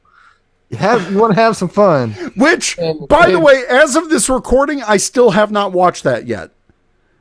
I will watch it before we have to review it, but I am dreading that. I even picked up that one-shot comic that they did. I haven't even read that. So I'll read that. I'll watch the thing. I get it. Yeah. That's to me, that's because, again, it's out of nowhere. It's not tied or connected to anything that has to do with Star Trek Enterprise other than being the characters of Archer and his crew. And we get to Defiant from the T. Like, it's a great tie-in. Like, and we don't even see movie stuff. Like, we don't even see their Prime universe counterparts. It's all set in the mirror universe. It's all right there. Like, and that's Prime right there. That's one of my favorite things of all time that they did for the little details. They didn't have to do it, but they did. They made the opening a mirror universe opening of Enterprise. Literally one of my favorite things that they ever did in that show was making the dark Enterprise opening and seeing like the little mirror universe conquest of Earth. That was great. And to me, it's one of those things like, because part 2 literally leaves you on a cliffhanger. Like that's sure. That's a cliffhanger. It's just like, yep, it's out there. And then we move on to demons. And it's just like, okay. Like and we're Oh, you mean Demons and Terra Prime, the true ending of Star Trek Enterprise? The actual season finale two-parter? And nothing else that we will speak on? Oh, we're going to speak on it. Oh, we will speak on it. But I'm just acknowledging that Demons and Terra Prime is the true finale of Enterprise. Again, I like Demons and Terra Prime because they tap back into that development of what are we going towards. We're seeing that xenophobia. We're seeing Colonel Green mentioned, like from the original series. Yeah, we're seeing things progress to the Federation we are all more aware of and know of. And so, I like that. And Peter Welker, aka RoboCop, portraying his first Star Trek villain. Yeah. Because he was so good, they're like, wait, let's bring you back again. And then we get... Damn it. Then we get... what is quintessentially... Jesus Christ. One of the worst episodes of Star Trek. I was furious, Jason. I was angry. When we got to the end of that and they're doing their little shitty voiceover flyby with the crappy CGI. Oh. I was like, you mother effers. You canceled the show to end on this dog shit. Left us like... Did we need a semi-sequel inquel to The Pegasus of all episodes? 15 years later? Did we need that? Yes. Where we've got Fat Riker and different hairstyle Troy? Did we need that? We needed Riker and Troy. God, I hated it. Yeah. The worst. These are the Voyagers, the series finale for Star Trek Enterprise, which is... I am so glad of Riker. I am so glad that the Enterprise relaunch novels from Pocket Books took this and said, F that. Here's what really happened, which told a better story because Trip's death apparently was a fake out and Section 31 recruited him and he became an undercover Romulan operative during the Romulan War, which the Romulan War, they did a Romulan War novel, right? Like, which is fantastic. The relaunch novels are my Enterprise, like season 5. We'll talk a little bit about season 5, but I hate this. Because of how much I love Enterprise, this episode I hate with my dying breath. I will hate this episode. It sucks. Second nail in the coffin that is 90s era Trek, and what led to essentially the end of as is put an 18-year run of essentially Star Trek being in production for 18 straight years. And this is how you end it. And this is how you end essentially a holodeck recreation of the NX-01 crew, and we're viewing it through the eyes of Riker and Troy. And it was trash as he tries to figure out what to do during the Pegasus incident. Whoever thought of this, because here's the thing. I hated it. If you're going, I'm not mad at the approach. No, you don't take that approach in the series finale. Because low key, I wouldn't be mad if, in some way, shape, or form, you set the entire series up as we are viewing a recreation, or we are experiencing a cadet or whoever, even if it's somebody we know on a la How I Met Your Mother. We are experiencing like that's a cool premise, but you've got to do that strategically throughout the whole damn series. You can't just all of a sudden spring, because again that leads to questions. What did we really view? What is what? What is and this is one of those like what did Trip really die? No. Or like it's again, Enterprise created far more problems for itself than it needed to, and this is just one more pure example. And it's just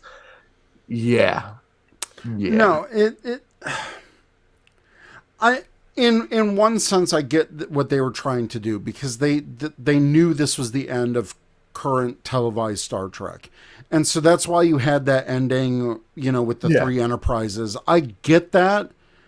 I get what they were trying to do, but damn did I hate this so much, because it wasn't a finale for Enterprise. It wasn't a finale of these characters that we have been with for 4 years. In a show that had already, let's just be blunt, low-key disrespected its crew with essentially how it recreated a TOS trope of the top three.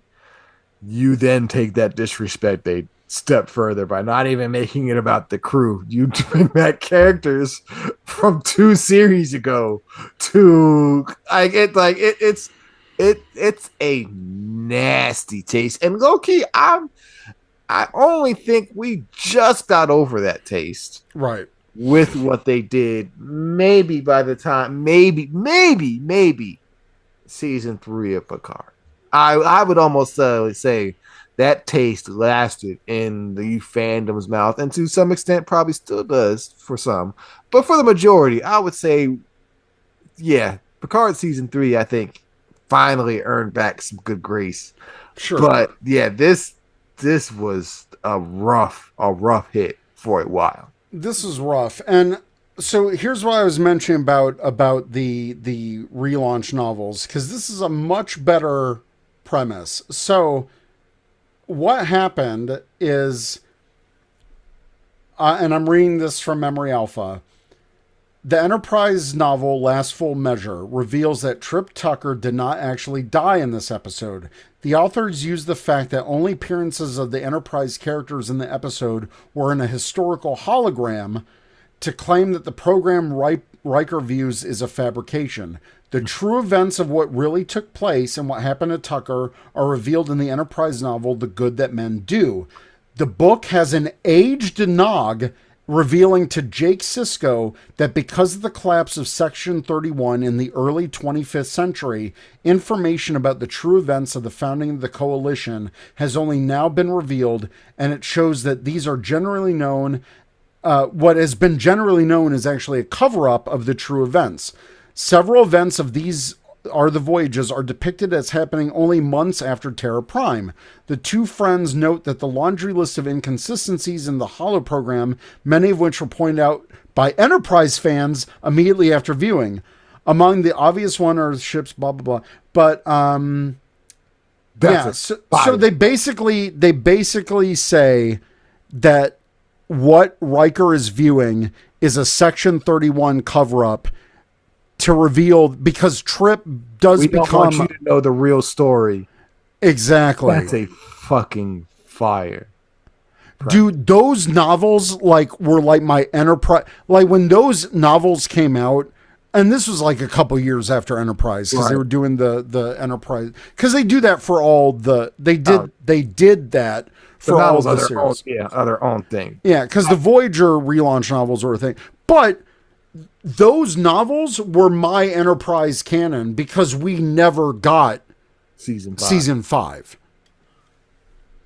And so, and they dealt with all of those inconsistencies that fans had.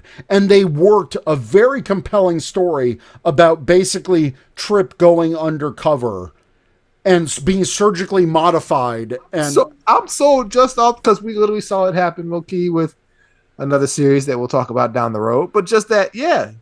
And selling a story and not what really happened. Like, oh yeah, that's and the reason that Section 31 picked Trip Tucker was because he already had experience with Romulan technology, not only from the mine, in Minefield, but also in the Andorian arc, because him and Malcolm were trapped on the drone ship, and he had to hack all that. So he was the only one in Starfleet that had firsthand Romulan experience. Those novels, rent them from the library, whatever. They are awesome. That's fine. Yeah. Oh. And I suggest that for anyone listening to this show. Like, the Enterprise relaunch novels are gold, especially that Romulan War book, because that's the only way I'm getting the Romulan War through Enterprise was because of these novels. So just ignore these are the voyages as if it never. 100%. Yes. And that's what these novels did. The novels, these writers knew that everyone hated this finale, and they're like, we're gonna low key like contradict everything. I'm not mad. I'm not mad for that because I mean Yeah. that just ties in just so much. That's beautiful. That's some beautiful work because that finale is certainly. And I had to mention it because at least something good came from this dog pile of a. I'll say this: what is nice to see from Enterprise as a whole is we know the romanticization of the TOS cast crew. Of course. We've seen the family that the TNG crew really is. We've heard about it from their on-screen days, but now we've witnessed it, and it's like, that's great. Voyager, to an extent, has only now recently really kind of started to get back into the rotation a little bit, the Voyager crew. The Enterprise crew got back into things before Voyager. I will say, for as much hate, as much as they weren't admired, as even to an extent as they weren't respected, the actors that comprised the Enterprise crew, all credit to them, have carried the Trek torch strongly and firmly in this new era of that, how that is able to be done. So all credit to them for owning their place and like, we're here. We're just as much a part of this as anyone, and we're showing up loud and proud. And that's what I love so much about this cast, because Scott Bakula still talks about it highly. I love that Trenier and why am I blanking on his name? On Reed, Dominic Keating. Yeah, they have their podcast. Pocket, probably one of the first from a crew standpoint type of thing, and one of the more well known. And they all talk so highly about it, and I know Jolene Blaylock was so like done with acting after this in a private life. I don't want to touch on that until we get to another series, because that was a crucial part is when we talked about how much this was a 2000 series and how she got that 7 to 9 treatment, and the back half of that story has turned out to be something so beautiful. So we will save that, but even in all of this time, even Jolene Blaylock has got her flowers, and I love that for this cast, and I'm so glad that they have a soft spot in their hearts. That's why it would be so easy to get them back for a reunion movie or something. Just please, Paramount Plus, if you're listening. You've got the most space to play with because I know characters. The characters have eight. I mean, it's been 20 years, but still, you could still easily play with that. Yeah, because at that point you're just in this old range. Not saying anybody's old, but you're just you're old now. Be old or be elder, like whatever. Yeah, mature. Like do one last mission on the refit NX-01, like just as the Federation is forming. Like just give me a little. Hell, give us a Romulan War tied in. God, my God, please. I've been begging for years to do a Romulan War. It would just be amazing, but. We're getting ahead of ourselves. Yeah, we're getting ahead. So Enterprise ends May 13th, 2005 with the worst series finale ever. And as Scott Bakula has put it, this was the other Ensign era, essentially 18 years straight of Star Trek in production. If you think about it, from 1986, and they've been using the same sets, the same stages on the Paramount lot. There's so much history that ended because of this. I mean, I know we kind of covered this area in our last episode. If you haven't checked that out, please do so. But like when you think of that, literally this one franchise, 18 straight years in it, and it was felt like I remember just that late 2000s period, like before 2009 movie. Just Trek was quiet. Trek was quiet. Like it wasn't. It was in this space of what is next. Like to me, Trek '09 almost came out of nowhere a little bit. Like Oh, it, 100%. like that was not a. Oh yeah, we knew that's been in development for years and years. No, Trek '09 kind of came And out of nowhere. and it's I have two big fandoms, and we share those fandoms: Power Rangers and Star Trek. Yes, sir. What post Enterprise, pre Kelvin verse time of no Star Trek? That's where we are now with Power Rangers, and I've been down this road before. So it's gonna be a few years before we get anything Power Rangers, Yeah. despite recent rumors. But I've been down this road before Yeah. with Star Trek, and I know that if and when Power Rangers comes back, it's gonna come back stronger than before. Pardon a Power Rangers pun, but I've already felt these feelings with Star Trek, and so I feel like with my other fandom, it's like I'm coping better because I know that that time has passed, and maybe we'll get something better in the future. Maybe we won't. I mean, it's wild to think. Like, okay, yes, from at this point, because what Nemesis was '04, so '04 to '09, you're looking at a stretch of 4 to 5 years with no Star Trek TV show or movie. Let's just focus on the movie real quick. So 5 years. We're past that now. Wait, was Nemesis 2000? Or was it '02? It was '02. It was Okay, 02. so let's put it this way: 7 years without a movie. My bad, bad math. Yeah, but still, that's a long 7 years time. without a movie, 4 years without a Trek product. Right. Movie wise, we're almost at that point now because Beyond was what? Oh, Beyond was 10 years ago now. At this point, It was because it was for the 50th so we are anniversary now movie. at a stretch Longer in the than movies. Nemesis to '09 in movies because Lord knows we're not counting Section 31. And even No. still a long stretch. But whoo, yeah. Anywho, Star Trek Enterprise. It's an underloved child that I think is now starting to get recognition, and even more so, I think just based off some of the things in a way that we've seen things played off and paid off, which I really can't wait to talk about in some future episodes.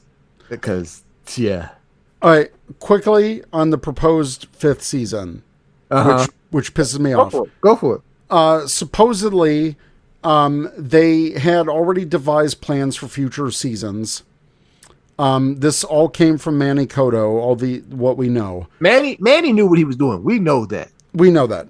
So the 5th season would have been 2 story arcs to show the origins of the Federation and whispers of the Romulan War, in his words. The Romulans would have been the major villains of the season, although other species would have appeared in mini arcs. Brandon Braga noted that he and Rick Berman had always considered making Future Guy a Romulan. I'd heard that. However, Braga later claimed that this was a red herring, and the season would have seen Future Guy revealed as Archer himself trying to influence his younger self to write the timeline. Hate that. Yeah, more questions than answers with that.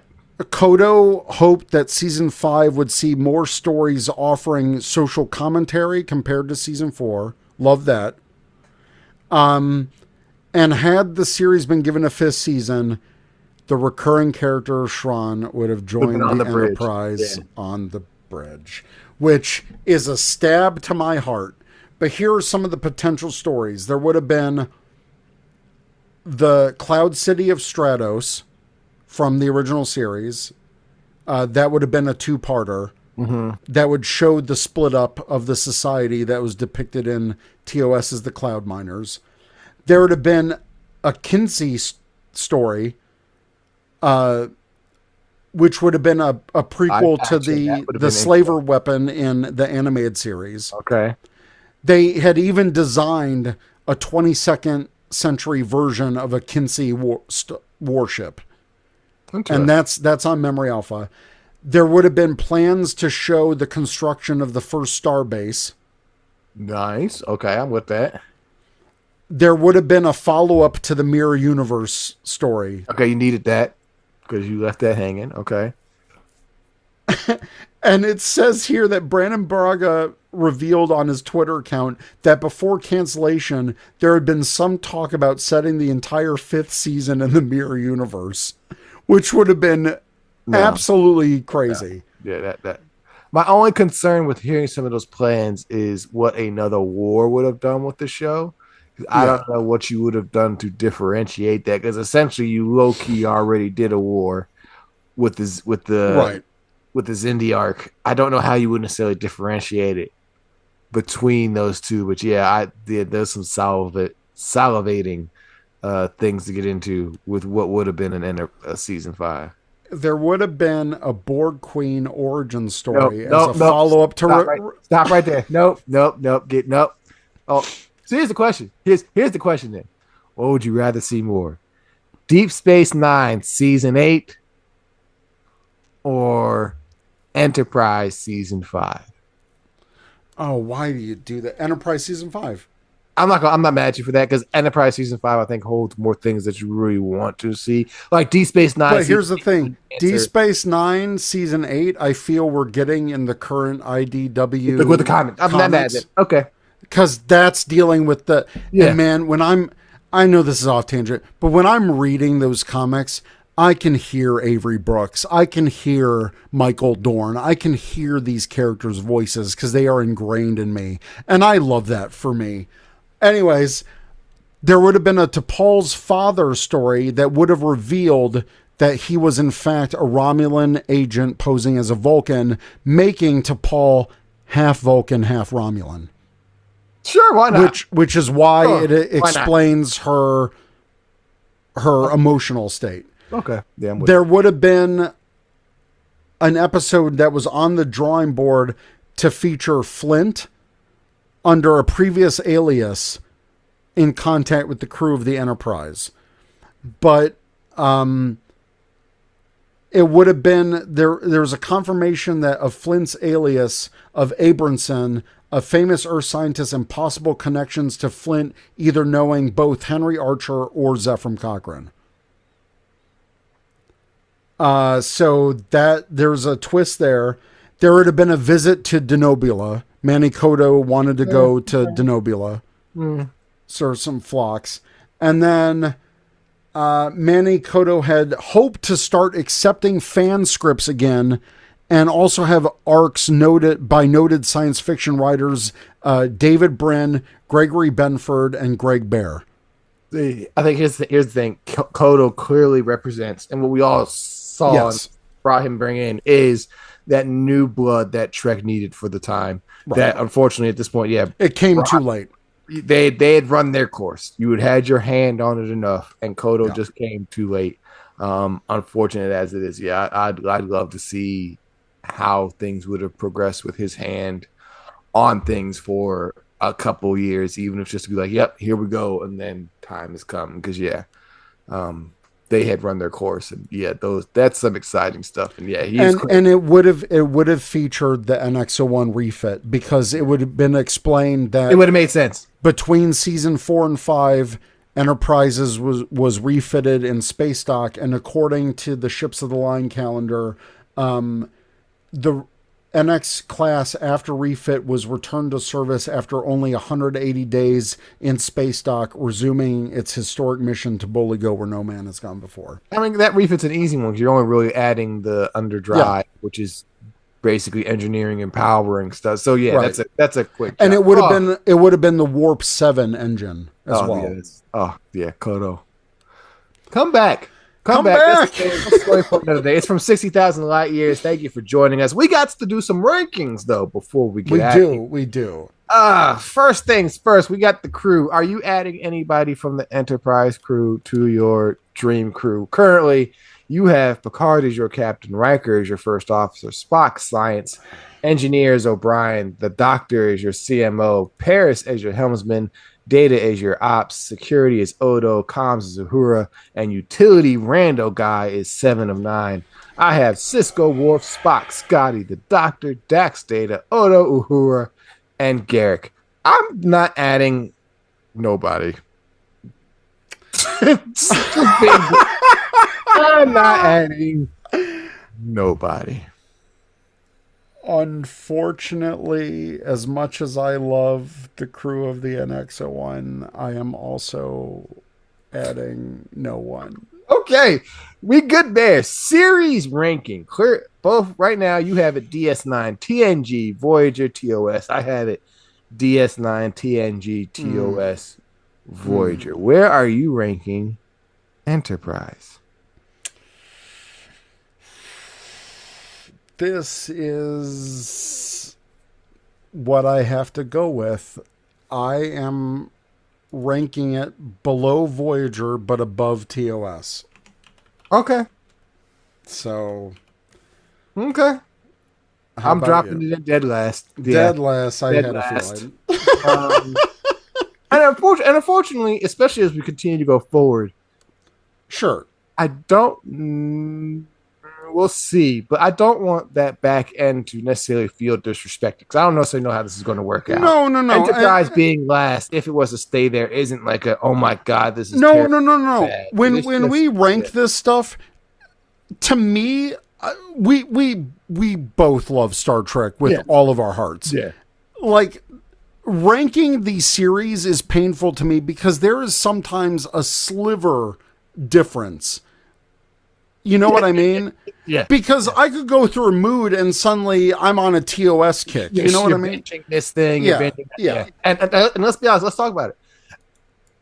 Enterprise is the first Star Trek show since Star Trek as we know it to be outside of Heroes and Icons right now currently that doesn't get aired in syndication like the others That's do. right. Like you can catch TNG marathons, you can catch now Deep Space Nine marathon on Pluto, you can catch TOS marathons. The only way you're catching Enterprise currently airing is when they sometimes switch on Pluto or because Heroes and Icons airs those first 5 back to back to back every night. You can catch Enterprise, which I think is what, midnight Eastern? Right. Because I think it comes on here at 11. Yeah, because Voyager is 10 here. So yeah, at midnight Eastern, if you want to catch a rando episode of Enterprise in order, you got to wait till midnight. So yeah, in that sense, it's the first one that doesn't get that love that the others necessarily get in that sense. Also, the thing is, Enterprise ended with 97 episodes. So, yeah, it didn't a hit that syndication, the magic number is 100. Yeah. So it's right there. It's right there. Hey, hero ship. You currently have E, Voyager, D, Defiant, A, and the OG. I have that beautiful, sexy, classy A in the top spot. Defiant, E, Voyager, D, and then the OG. I am putting it above the Defiant. Not mad at you. Not mad at you. I mean, I love what I love, but yeah, for me right now, it's middle of the pack. It's going to feel disrespectful either way. I'm putting her above the 1701. I'm not mad at you for that. I'm sorry. For both of us, it will not top the D, and I agree with that. Yeah, it's not topping the D. Yeah, that feels right. Yeah. Oh, what would I do? Okay. Yes. Yeah. There you go. NX-01 and then 1701. Yeah, I feel sorry for how bad that's going to feel disrespectful probably towards the end. I have no problem with the next. There. I have no problem with this next disrespect. I think the theme is dead last for both of us. Yes, put it in the. You have it TNG, Voyager, DS9, TOS. I have it TNG. I'm sorry if we're going by faith of the heart. Oh yes, Enterprise is definitely. And it'll probably stay there. Uniforms. Right now, you have that First Contact DS9 gray top. Then you have Voyager, the Monster Maroon, TNG, TOS. I have Voyager, First Contact DS9 maroon, TOS, TNG. Well, I really got TNG last. Okay. Oh, you're putting it third. I am putting it third because I'll tell you why. I was so into Enterprise. I actually found this was back in my cosplay days. I never finished it, but I bought a blue jumpsuit. I had the red piping. I still have it in the basement somewhere. I could probably modify that somehow.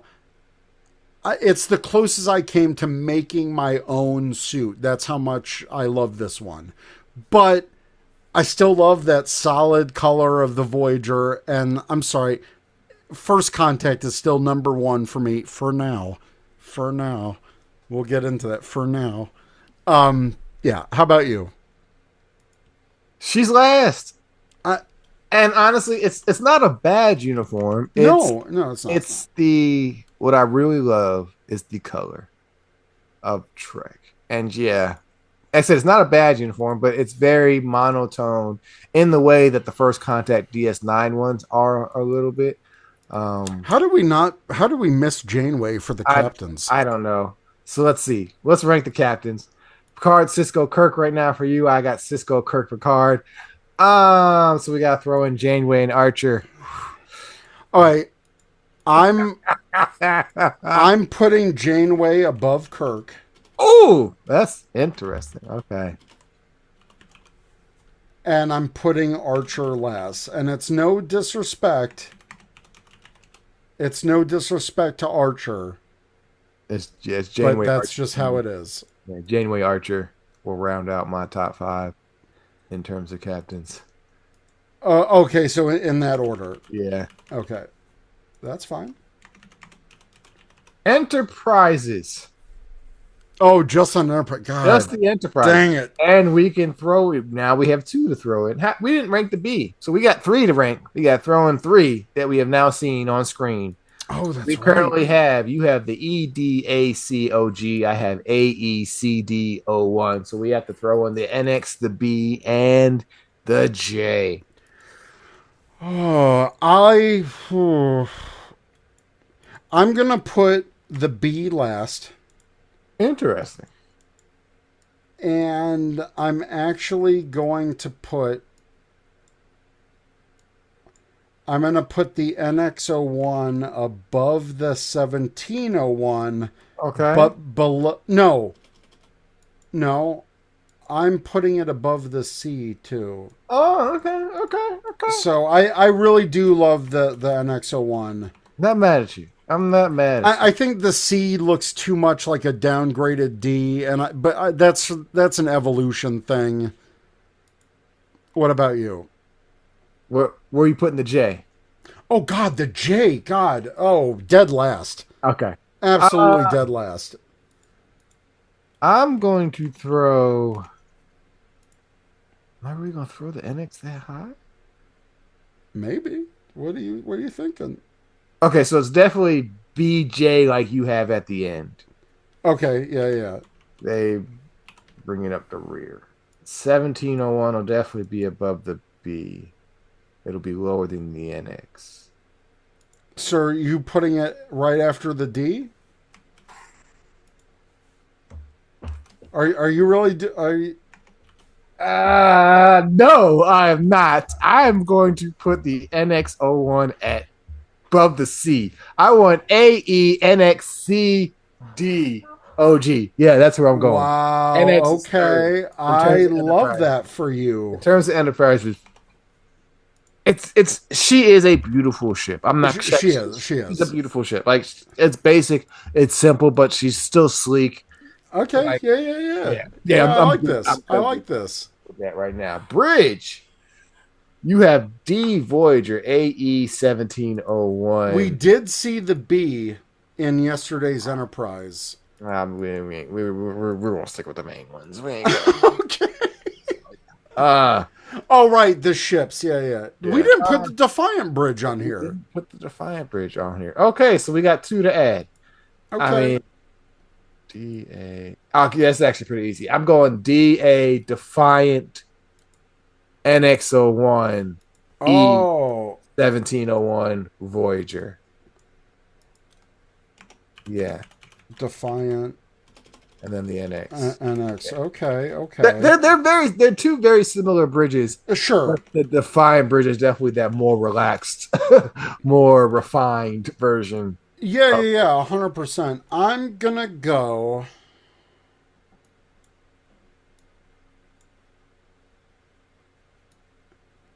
Ooh.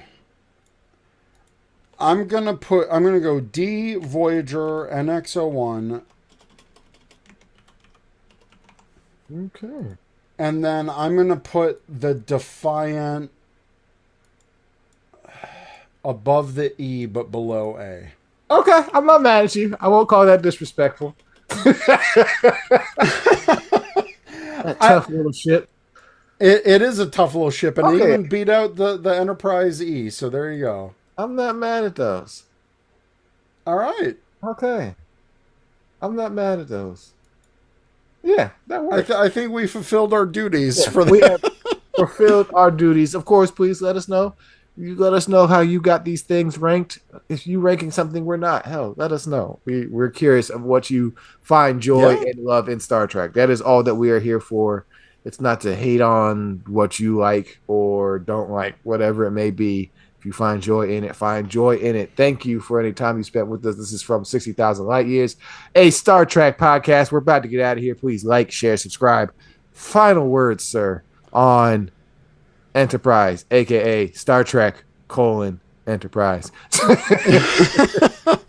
All I will say is that I have faith of the heart that this series holds a special place in my heart, and I hope a lot of people have fun discovering or rediscovering the show. It's one that I'm glad to see have flowers and plants sprout from the seeds it plants, just like any other series. I'm glad to see it's getting love in newer Trek, like some of the other series. I think I just had it on the top. What was I about to say? Damn it! I had something nice on the top of my head, but now it's gone. You can still say something nice. I don't even remember what it, and it was well thought out thought, I feel like too, but yeah, if it comes back to me, it comes back to me. It is what it is. Enterprise, it's good Trek. It's more it's part of the family. Oh, here's what it is. Enterprise is the one series that, regardless of the current universes we are more than well aware of, never changes. It is literally right now the focal, regardless of whatever universe, it is the one series that holds true so far as we have. That's true, because the Kelvin verse post. It is the one thing that's canon. We'll talk about it, but I did love how they had Makos in Star Trek Beyond, and they connected an Enterprise like shit. It worked. Yeah, I love other Makos being added, the military aspect. Great stuff. But it is the one series that is canon across all of there Star it is. Trek. That's true. If you're going chronologically. But yes. Food for thought. Yeah, food for thought. Please like, share, subscribe. If this is your first time, thank you. Please check out our other views of the other Star Trek series. If you continue to rock with us, once again, we appreciate you. Absolutely. Share with a friend.